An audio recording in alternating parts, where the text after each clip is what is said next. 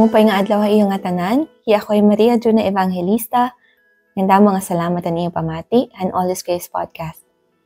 Han aton siyahan nga podcast, aton ginaristoryahan iton kamatuuran nga hinigugma kitahan aton buutan nga Dios. Yan na naman ha aton ikaduha nga episode, aton pag-iristoryahan kung hinoan Ginoo. Hino ba ini nga Dios nga nahigugma aton? Importante ini nga aton pag-iristoryahan, kay damo nga aton ito nasaring nga natuo hirahiton Ginoo, nahigugma hiton Dios. Pero sakto ba iton ira pagkilala? Iton aton pagkilala ha iya? Magtitikang ako pagsaring nga iton Ginoo, iton aton Ginoo nga Dios inusa nga misteryo. Diri naton iya kaya ma-define, diri naton kaya ma-define iton iya very essence. Kay kung kaya naton iton buhaton, siguro diri na hiya Dios. Liluton ko, iton Dios inusa nga misteryo. Pero maaram kita, nga hiya iton Dios nga waray tinikangan, nga waray katapusan. Hiya ang Dios nga naghimuhan nga tanan. Hiya ang Dios nga labi nga maaram. Ngan hiya ang Dios nga nakaputhan nga tanan nga butang. Pero bisan hiya iton Dios nga adto halangit. Hiya iton Amay nga adto halangit nga nahigugma aton. Iini nga parehas nga Dios inaada gihapon iton aton kasing-kasing. Diri sugad iton aton mga kag-anak o kasangkayan, kinahanglan pa naton tawagan, i-text o i-chat para makaistorya naton hara. Iton Dios, permiya adaha aton. Ngan anda mamati, kung kita makikistorya ha iya, iton aton bugos nga kasing-kasing. Karuyag ko ini nga aton hinumtuman. Nga iton Dios, aada permi hirani ha aton. Ngan pwede naton hiya makaistorya, habisan ano nga oras, habisan diin nga lugar. Ngan hiya permi anda mamati. Permi na mamati ha aton. Pero kay ano nga damo lagi hapon na aton itong kinukurian dumaraon na iya? Kay may ada naton tagsa-tagsa nga pagkilala iton aton Dios.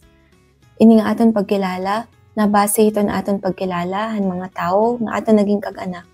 O mga tao nga tumayo naton nga kag-anak. Ngan inihira, indiri perpekto. Ang aton Dios perpekto, pero ang aton mga kag-anak diri nakakasalahera, nakakasayop. Ngan may ada gihapon nira mga samad, nga posible ira na hipasa ha aton. Ngan tungod gihapon ang aton mga eksperyensya, kinabuhi, nakabuo kita na aton imahe han Dios.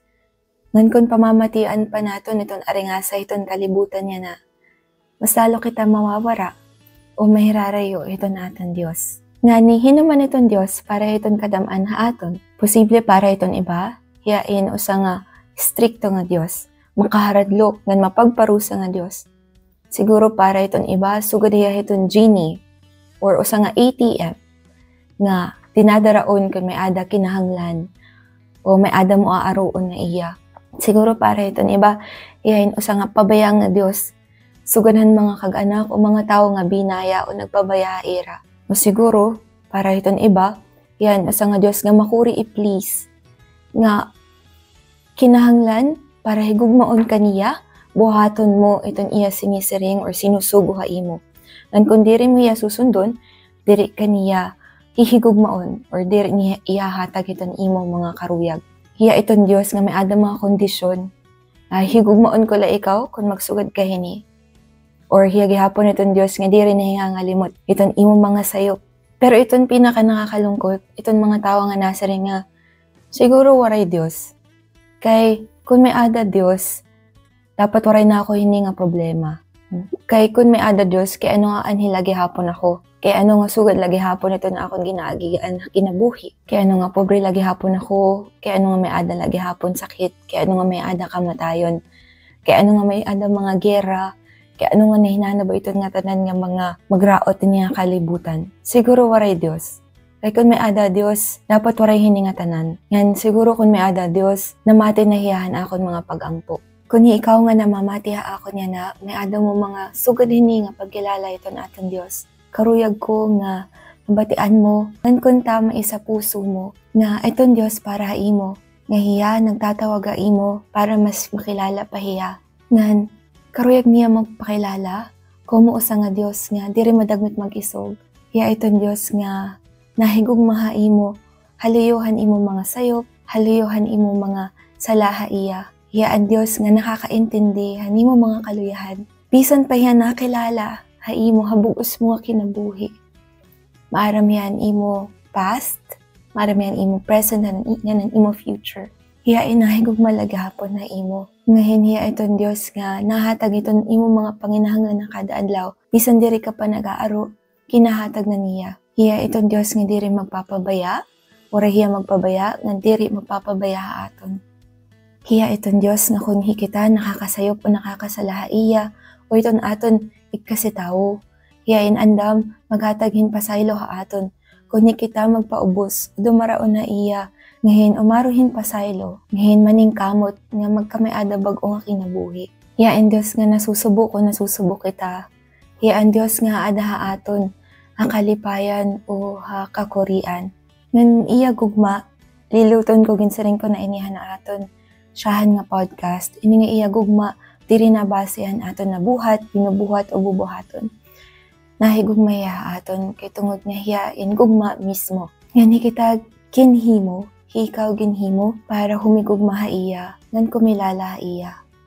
Iton akon pag-angpo, nga ikaw nga namamati ha akon, in magkamay-an na sense of freedom nga maging ikaw, nga diri ka humadlok, dumaraon. Iton aton Ginoo nga Dios, iton aton Amay, nga nahigugma aton haimo. Kay maaram ka nga ini nga Dios, in mahigugmaon ngan maluluyon. Mabalikon ko, ang Diyos maluluyon, ngan mahigugmaon. Actually, kinurian ako itong paghimuhin nga episode. Kay, makuri, i-explikar itong pagigugma itong Diyos kung hinuhiya. Pero, na-experiensyahan ko ini. And para akon, diri ko kakayanon nga, diri ko ini mai-share ha ibang nga tao. Kay, kamatuoran ini, nga itong Diyos nahigugma aton. Ngayon, ini nga pagigugma, dirila para akon. Inaabat ko iton iya pagigugma para iton iba. Inaabat ko iton iya pagkaruyag na iton ibang nga tao makilala gihapon niya. So, sana kamo gihapon kung na-experiensyahan niyo iton pagigugma iton Dios, sana diri kamo humadlok nga igpasamok ini nga pagigugma iton iyo mga kilala. Kung may ada niyo mga pakiana o mga topics nga karuyag niyo ma-discuss naton, iton aton sunod nga podcast, pwede ka mo mag-message iton aton All is Grace Podcast FB page. Nan, kung nakabuliga iyo, ini nga aton episode na pwede niyo i-like, i-share, ngayon, pwede gihapon ka mo mag-follow iton aton FB page para damo iton makabate ini nga aton mensahe. Nalilipay gihapon ako nga damo iton nag-message sa akon. Ngayon, may mga nag-suggest na kung pwede butangan English subtitles iton aton video. Kaso pagkaya na, diri ko pa kaya i-maintain iton English subtitles ini nga akon podcast. Kaya ako la ini nga tanan iton nagihimo, nag-edit nga nag-upload. Pero in the future kung may ada naton English subtitles, yan definitely ang mga masunod nga episode, direla ako magwawaray, magkakamiada ako mga Filipino spoken episodes and may mga English nga mga episodes gihapon na mag-iimbita ako mga tao nga ako ni interviewon, mga tao nga para akong inspirational nga dapat gihapon mabatian iton ibang nga tao, iton kadamaan iton ira istorya. So damo nga salamat ang iyo pamati. Ako nga Maria Juna Evangelista, ng amo ini iton All is Grace Podcast. Tugtog na haw iton sunod. Ngantong no,